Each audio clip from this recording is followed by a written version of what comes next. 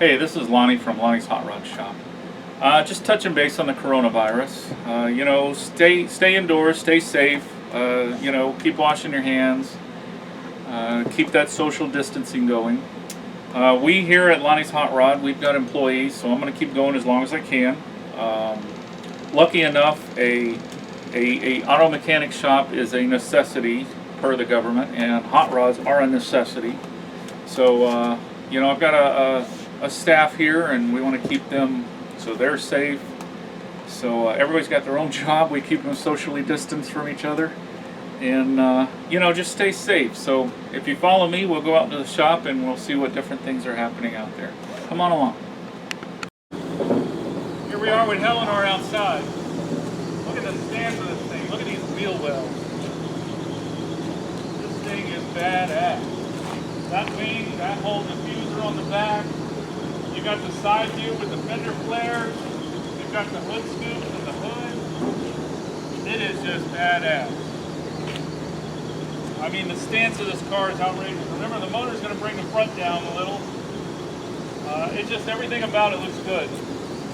By raising the wheel wells, it looks chopped. I raised the wheel well, brought the wheel well out, extended the quarter out just about an inch, and look how the roof now looks shorter. Remember, we got side pipes to put on it too. It just looks really good. Make sure you get a good view of the back. It is awesome. So these are 68 tail light, 68 tail panel from a Shelby Mustang. But look at these diffusers underneath. The tag holder. Oh, this thing is just wicked. Look at how this wing comes up. All this is handmade, hand formed. You guys been watching, you know.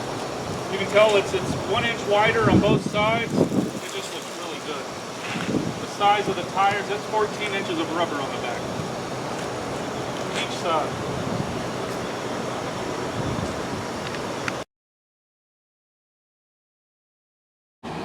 Very aggressive hood styling with the cowl hood and these heat extractors.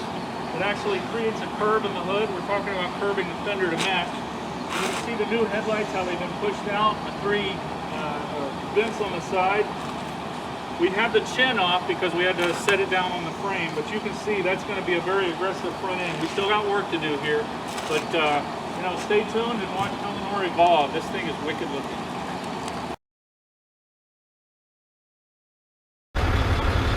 What's going on, guys? This is Mark with Lonnie's Hot Rod Shop. Here we have a 1983 Chevy Monte Carlo. The owner came in for a new dash and gave me free range on whatever I wanted to do with the dash. He said as long as the old one is sitting right here, does not go back in. So let me take you on the inside and show you what I've done. I've made it where it flows nicely into the door panels, and here we have all of his essential gauges: speedo, tach, oil temperature, trans temp, oil pressure, and water temperature. And down here we have his fuel level and his voltage. And over here on his control panel we have his AC controllers. Yes, this car has AC. There's water pump, there's fans, headlights, fog lights, daytime runners, start button. And I wanted to keep a little bit of the factory touch to it, so I put the original Monte Carlo emblem back in. So, hope y'all guys liked it. I believe it turned out very well. Obviously, this is Helleanor. We're on a time crunch with it, so we're trying to move it forward during these trying times. Mark is working on the front end. We've got the hood pretty much made. I think there's a little arch here. We're taking the D-arch. When we welded, everything kind of shrunk a little bit, so we're D-arching all that through here. The headlight fender extensions have been welded in place. So now there's going to be some dimension put to the front face, the front lip here. On my work table over here, I'm working on the side pipes. So I'm making 4-inch side pipe covers to go down the side of the car. And I'm going to be making these little 9-degree wedges so that I can make a nice turn. Obviously it's a cover, so I can't do a mandrel bend, so I have to do it with a cover, meaning a half of a round. So I'm making a 90-degree turn with those little 9-degree wedges. 10 of them will make 90 degrees. So I guess stay tuned, you'll see everything happening around here. There'll be more projects, other projects being worked on as well, so stay tuned, be safe.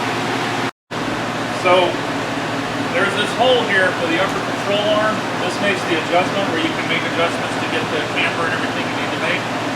And I asked Mark to make me something to cover them up, so we made these really nice blisters. They have a dimension to them, they're kind of round in shape. That'll bolt right into there once he gets them all set and done. And he's got one for each side, and they look really, really good. So you can see one in his hand right there as well, and that one's a lot flatter than this one. So a lot of English wheel. I think he used the shrinker stretcher a little bit. He didn't like how that turned out, but he's doing a lot of English wheel and a lot of hammer bag, the hammer and dolly, and the beat bag. Yeah, this is the one he did the shrinking on. So, but good results. It's gonna look really good inside the engine bay.